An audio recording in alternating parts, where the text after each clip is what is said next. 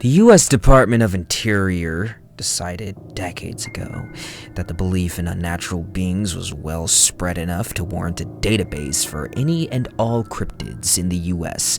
that amass a large enough following. Now, I personally don't know what warrants a large enough following. If we're being honest, it's probably the same number that warrants a cult.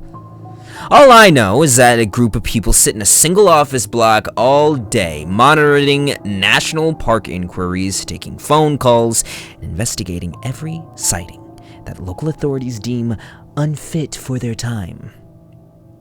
They compile each new broad category and let it sit. Then, once a quarter, some unlucky bastard pulls a short straw and has to go through every report and decide which ones are considered the same event, and if those events can all be filed under a more widely known cryptid. Some events go into specific files, nationally known ones like Bigfoot and the Chupacabra. Others go without a partner file for decades. But even the most outlandish and obviously hallucinated sightings will sit in a filing cabinet until the end of days. And that's mostly because they aren't allowed to ever remove a file, for any reason. Even if the witness tested positive for hallucinogens or have gone on statement testifying under oath, mind you, that it was a fabricated story. Files cannot be blacked out, redacted, destroyed, or altered in any way once the quarterly refilling is finished. Why, you might ask, would the United States government keep files on things that officially don't exist? Well, that's the same question that I asked myself when I took this job. Now, I'll be honest, I thought it was a joke. I thought that I'd be arrested at the gate of the Department of Interior's HQ on my first day, when it turned out this was all an elaborate prank by my friends. Though, once I walked through the gate on my first day, I wondered what they told me my real job was going to be. You know, once I was in a place where saying no wasn't really an option anymore. The pay wasn't going to be great, and I knew from a friend that the government wasn't the most generous with giving you all the benefits that they promise. But I assumed whatever I was going to be doing, it would be much better than ending up on the FBI's most wanted list. Yeah, for a little background, I was a simple gun for hire, working in the South for shady customers looking to off even shadier targets. Now, I would just love to tell every little story, believe you me. There are some juicy ones, but for the time being, I'll stick to my script. No one knew my name, and I never met any of my customers. All transactions were done with drop boxes and other discreet and untraceable actions. I never cared who the target was. Hell, once I offed an 80-year-old crippled preacher. No idea why. All I know is someone wanted him dead and was willing to pay 6 figures to do so. Now, that lifestyle came to an end when my ignorant bliss left me with the body of a federal agent in my trunk and a vehicle on fire. I would love to say that I ran off, evading the feds for years before they found me. But somehow, they'd beaten me back to my hotel room. Surprisingly, I was not shot on sight, nor was I arrested. Hell, to be honest, they didn't even seem angry. A tall man in a finely tailored suit sat in the room when I arrived, and on the bed sat 2 more men. Both of them were of pretty normal proportions, but the other dude was at least 7 foot tall. We're talking Shaquille O'Neal levels of big. Outnumbered and likely outgunned, I acted as if this was a thing I did regularly. Meeting with nondescript gentlemen in suits that had access to my hotel room, paid for in cash under a name that I'd made up on the spot. Listen, to save you the details, they offered me a job. I killed someone with a unique set of skills, and now they want me to replace him. It was that, or a lifetime in prison, so miserable that the gulag would seem like a vacation. And the job? Cryptid bounty hunter. They wanted me to hunt down and kill verified cryptids. My first question was obviously, What, you want me to kill Bigfoot? To which a mighty roar of laughter erupted from the men, and I was met with, "The Bigfoot's been extinct for over a decade." There was a lot more to unpack in that response than I was honestly ready for.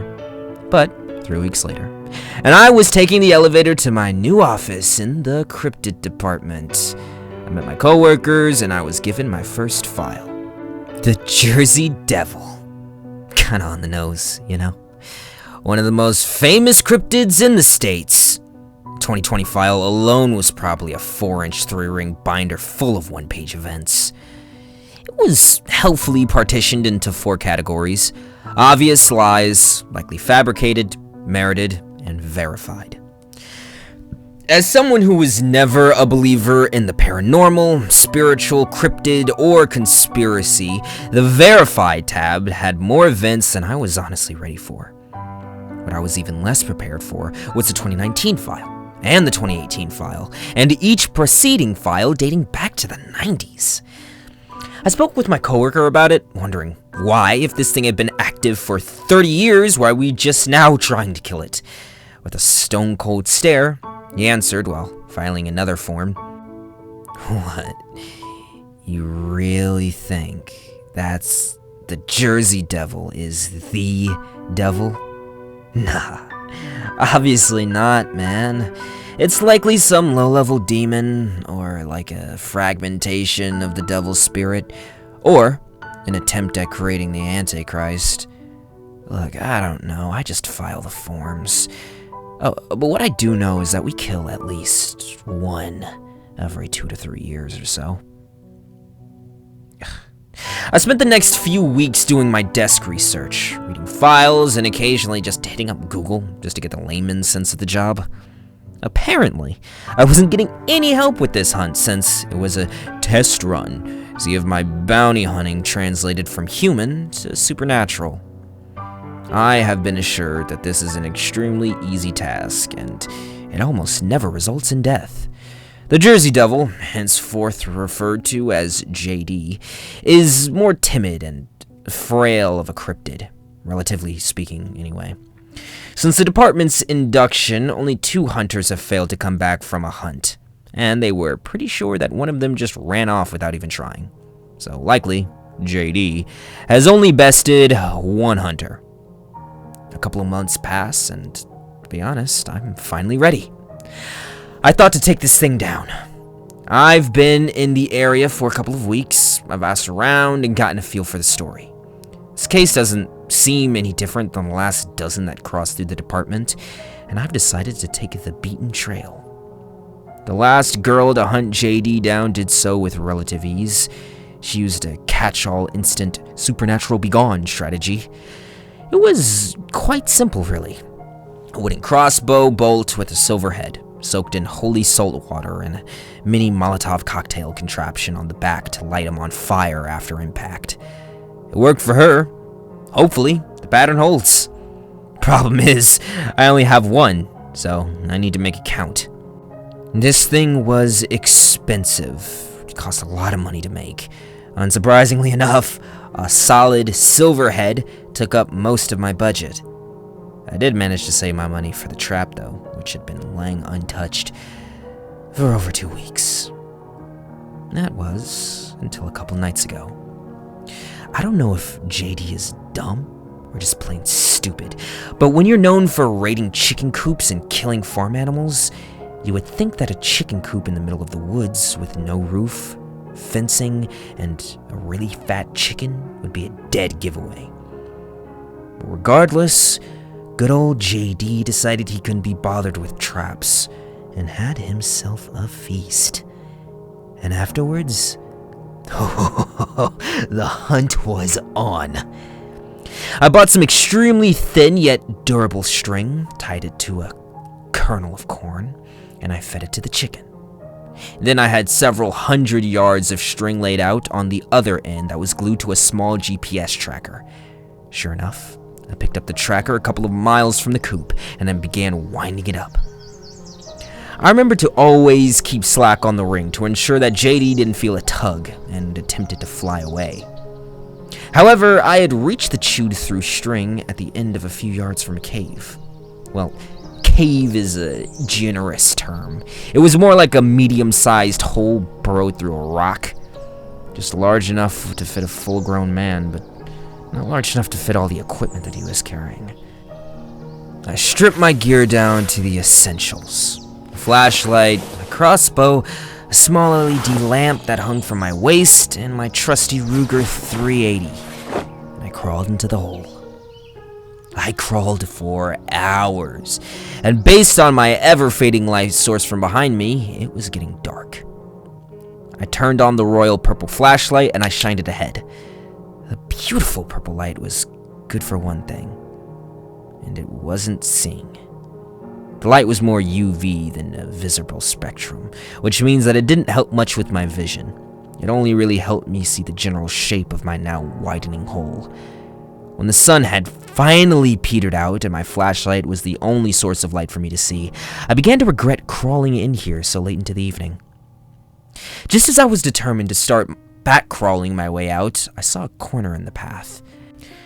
And I hurried the best a man with a crossbow on his hands and knees could manage. Right around the corner opened up to a massive room. Within it were corpses of farm animals strewn across the floor, decorated every so often with a family pet or even a human appendage. Across the room was a large stone slab, big enough to fit two people who were very comfortable with each other. On it lay my buddy JD. And, true to form, the devil had a horse-like head. The only real difference is that it looked like a horse that was evolved as a predator and not prey. A long face topped with forward-facing eyes and cupped at the bottom with large nostrils. Loose lips hung over a wide mouth, parted just enough to see the front row of orange-stained teeth. A short neck that was connected to the horse head to the body of a man. Two short arms that ended in split-hooved feet. Long legs bent more like a goat than a man's. His lower half was more of the same. Human thighs turned furry and bent backwards, ending in split hooves. There were more than a dozen yards between us, and even on a good day, my crossbow skills wouldn't warrant taking the risk of my one shot on JD from here. I fastened the purple light to the bottom of my crossbow so that I could aim and see at the same time. I knew that a stealth mission from here would be futile. Too much blood covered the floor and too many carcasses were littered about to make it within range without being heard. Now, luckily for me, JD seemed to be asleep, so he didn't notice me right away. Now, I bet you're wondering, why a purple flashlight? I bet you're guessing that he can't see purple or UV light, that by using it I can see without giving him a light source. Now, to be honest, I can be even further from the truth. No. Turns out old JD is hypersensitive to UV and purple light. I'm hoping that shining it right in his eyes will blind him just long enough for me to get the shot in. I had two options. I could try my best to sneak up on him and get as close as I could, and whenever he eventually woke, take the shot from there, and pray my aim to be true.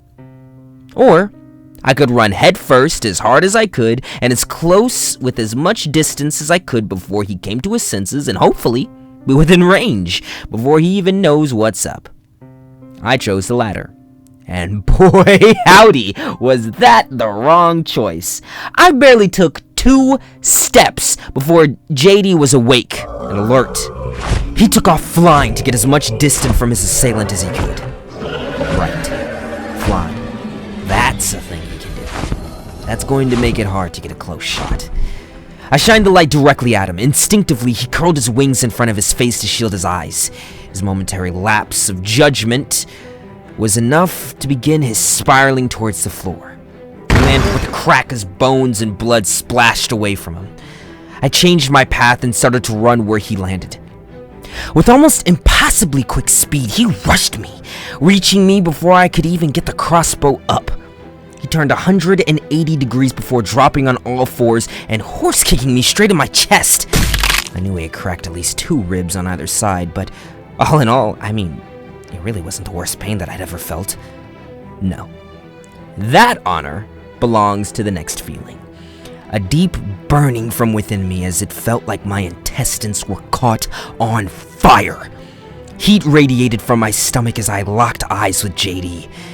An almost anime-style flame twinkled in his eyes as I began to feel my soul being torn from my body. I reached to my ankle with every ounce of energy that I had left, and I pulled out my Ruger and landed a perfect shot on his leg. It was just long enough to break his connection, his concentration, and I felt a cool wave rush within me. The horse head looked back up at me, but before he could react, I put another shot into his nose. He recoiled and tried to fly away, and in a split second I had to think. I turned on my lamp and I tossed it to the floor. A bright light illuminated the walls and the ceiling for the first time. I got a real good look at this thing's lair. It was crude, yet distinguishable betrayals of biblical events were drawn on the walls, as if a young child had just gotten home from a hellish, pardon the pun, Bible camp and didn't have paper to draw on. A bit of sulfur, Jesus in the desert, a man and a woman in a beautiful garden with a humanoid snake in the back. And just as I was beginning to marvel at the sentience of this being, I was hit hard in the back. JD had tackled me to the ground, and I dropped my pistol. I reached behind me for the sling holding the crossbow, and I slung it around. The light pointed right at JD that made him flinch. I lined up the shot, pulled the trigger, and the unforgettable sound of a dry fire. The bolt had come out, but where? I looked around. Directly between JD and I was a small piece of wood, shining, embellished on one side, and a small bottle of the strongest alcohol that I could find on the other. And since the fletchling had been replaced with a bottle rigged to light, that's why the aim was going to be so poor. I jumped for it, and JD attempted to kick it away. I only managed to grab it a split second before a hoof struck my arm. A loud crack filled the room as the bone in my arm broke. He looked at me, and I knew there was consciousness behind those disgusting animal eyes. Did he deserve to live? That question was quickly answered as he grabbed me and began flying me to the ceiling. A short fall and a minor concussion later, I realized that it's either him or me.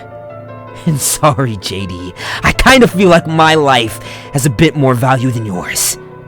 He takes a dive at me, likely attempting to drill me into the ground. At the last moment, I rolled out of the way as he crashed into the stone floor, creating a small crater. I loaded the bolt, and I turned to JD with a whimsical, "Go to hell!" and I let the arrow fly. Now, realistically, it did strike a little less true than I would have hoped, but a gut shot still got the job done. As the arrow entered his stomach, the little bottle broke and lit up.